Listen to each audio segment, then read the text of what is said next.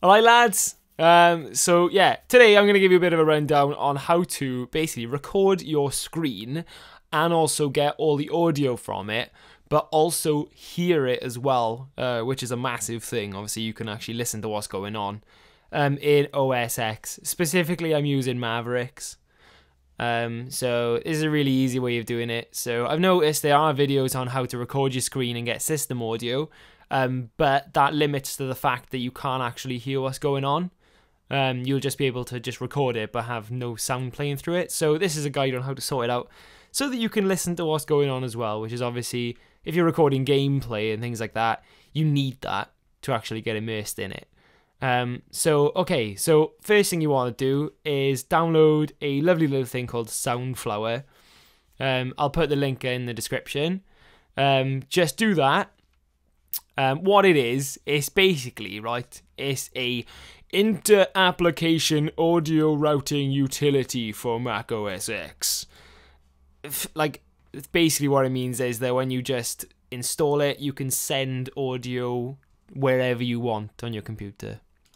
Okay, so once you've downloaded that, it's just there on the downloads. Just download the latest version, 1.6.6. That's a beta though, so it's up to you whether you want to go for that 1.5.2. Not much difference between them really anyway.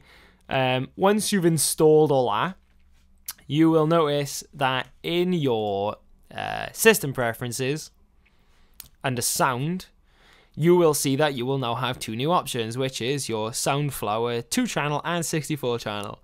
Why the hell you'd ever want to use 64-channel, I have no idea. But just choose that, and then in your input, you'll also see them there as well, 2-channel and 64-channel for Soundflower.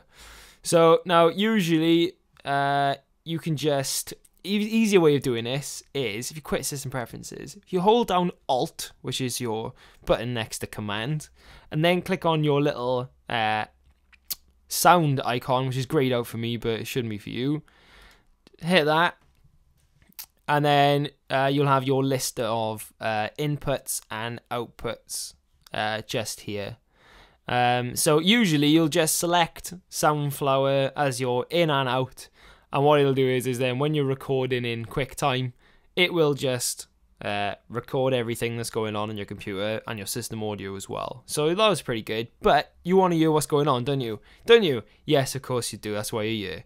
So if you then go into your audio MIDI setup, so just press Command and space to open up your Spotlight, and then go audio MIDI setup.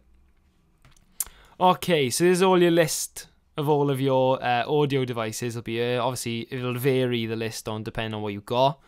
But just go down to your little plus sign down here, and then you want to create a multi-output device. Now an aggregate device is just if you want different channels going to different places, but what we want is for the same thing to come out of the speakers and also into Soundflower, lol. So just go multi-output device, and then what you want to do now, that's just logic saying, what are you doing? No. So yeah, just go into here then, and then hit on whatever you want it to come out of. So obviously you want it to come out of Soundflower. But obviously then you want it to come out, with me it'll be out of my audio device, which is the MBox 2 Mini.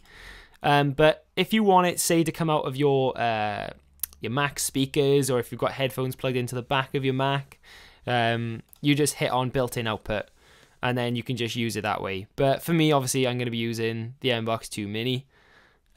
Just do that, and you're sorted. So that then, when you quit that, just go back into your audio preferences, just hold Alt and click there, and then select your multi-output device. Obviously I've got a couple of them going on, but it'll be the latest one, or probably the only one if you've just set it up. So select that as your output device, and then your input device will be Soundflower 2-channel. So just hit that and select that as well, so that when you open up QuickTime, oh my god, spell Nick, come on man, QuickTime. Just open up that, and then under File, New Screen Recording, obviously mine's blanked out because I'm actually using it at the minute. So just hit New Screen Recording. You'll see a little dialog box comes up with a little record icon. But what you want to do is, there's a little triangle right next to it. if you just click on the triangle, your list of inputs will come up for what microphone you want to use. So in this instance, you want to hit Soundflower 2 channel. And what that'll do is then it'll act as the microphone. So it'll actually record everything that's coming through Soundflower, which is everything that's playing through your computer. But the beauty of this thing now with your simultaneous output you've had set up with your multi-output device is that you will get your sound not only going into QuickTime so that you can record everything that you can hear, but also listen to it through your headphones or your Mac or your audio device as well. So that is pretty slamming. But obviously what you can do, which is pretty slamming as well, is if you've got a proper microphone, or if you've got an output, an audio device with multiple inputs, you can just use a digital audio workstation. There are some free ones, but obviously if you've got a decent one, you'll be laughing. And then just click on your voiceover, you set up a track, just press record, and you can just record over the top of it then.